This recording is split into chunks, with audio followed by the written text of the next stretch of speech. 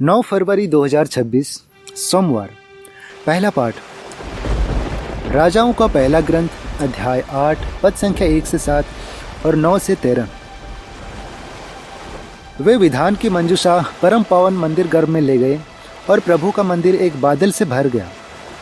उस समय सुलेमान ने प्रभु के विधान की मंजूषा को दाऊद नगर अर्थात सियोन से ले आने के लिए इस्राएल के नेताओं को यरूशलेम बुलाया।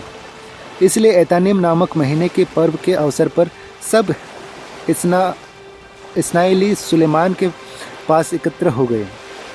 याजक और लेवी मंजूषा, दर्शन कक्ष और शिविर की सब पुण्य सामग्रियां उठाकर ले आए। राजा सुलेमान और इस्राएल के समस्त समुदाय ने मंजूषा के सामने असंख्य भेड़ों और सांडों की बलि चढ़ाई। याजकों ने प्रभु के विधान की मंजूषा को उसके स्थान पर परम पावन मंदिर गर्भ में केरुबीम के पंखों के नीचे रख दिए। केरुबीम के पंख मंजूषा के स्थान के ऊपर फैले हुए थे और इस प्रकार मंजूषा तथा उसके डंडों को आच्छादित करते थे। मंजूषा में केवल एक विधान की 2 पाटियां थीं, जिसे प्रभु ने इस्राएलियों के लिए निर्धारित किया था जब वे मिस्र देश से निकल रहे थे। मूसा ने होरेब में उन दोनों पाटियों को मंजूषा में रखा था। जब याजक मंदिर गर्भ से बाहर निकले तो प्रभु का मंदिर एक बादल से भर गया और याजक मंदिर में अपना सेवा कार्य पूरा करने में असमर्थ थे। प्रभु का मंदिर प्रभु की महिमा से भर गया था। तब सुलेमान ने कहा, प्रभु ने अंधकारमय बादल में रहने का निश्चय किया।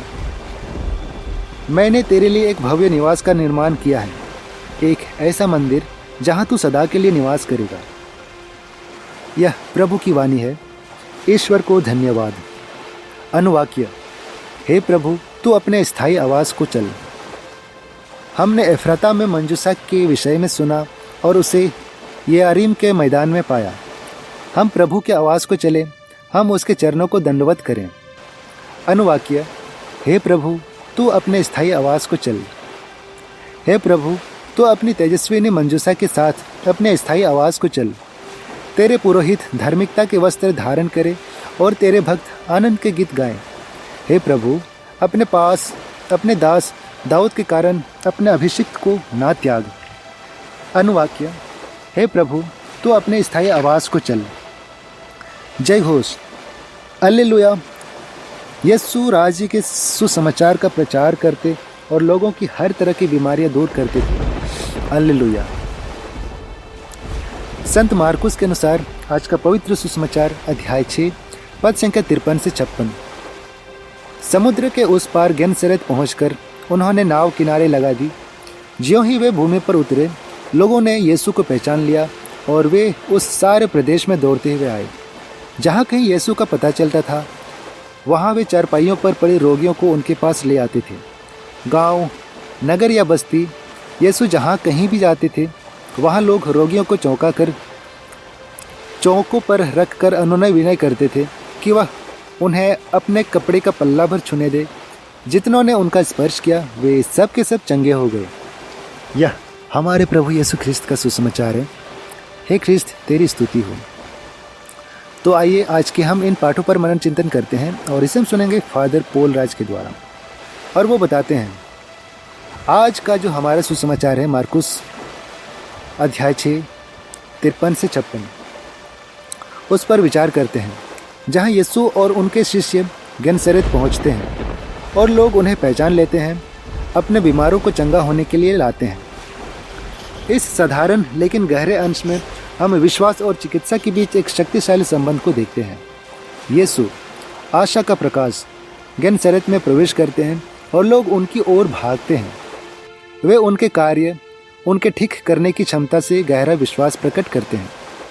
विश्वास में जड़ा हुआ यह भरोसा वह पुल बनता है जिसके माध्यम से ईश्वरीय चंगाई बहती है।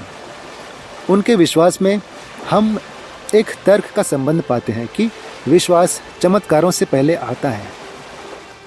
हम भी अपने हृदय में विश्वास के साथ यीशु के पास जाने के लिए बुलाए जाते हैं, विश्वास करते हुए कि वह हमारे शारीरिक और आध्यात्मिक घावों को ठीक कर सकता है। गेनसरेत के लोगों ने संदेह नहीं किया, उन्होंने अपने विश्वास पर कार्य किया। इसी तरह विश्वास पर आधारित हमारे कार्य हमें यीशु के चंगा करने वाले स्पर्श के करीब लाते हैं। यीशु की चंगाई की शक्ति किसी समय या स्थान से सीमित नहीं है। जैसे ज्ञानस्रोत में यीशु हमारे बीच भी मौजूद है। क्या हम उन्हें पहचानने और अपनी चिंताओं को उनके पास लाने के लिए तैयार हैं? यीशु के पास हमारी मुलाकातें परिवर्तन और नवीकरण के अवसर हैं। सुसमाचार हमें याद दिलाता है कि यीशु दिव्य चिकित्सक हैं। हमारा विश्वास उसकी चंगा करने की शक्ति का माध्यम है। जैसे हम आगे बढ़ते हैं, आइए हम एक ऐसा विश्वास का पालन करें जो हमारे बीच में यीशु को पहचानता है और उसके चिकित्सा करने वाले स्पर्श को हमारे जीवन को बदलने की अनुमति देता है। हमारे यीशु के साथ मुलाकातें हमारे विश्वास गहरा करें और हमें उस गहरी चंगाई का अनुभव कराएं जो वह कृपापूर्वक हमें प्रदान करते हैं।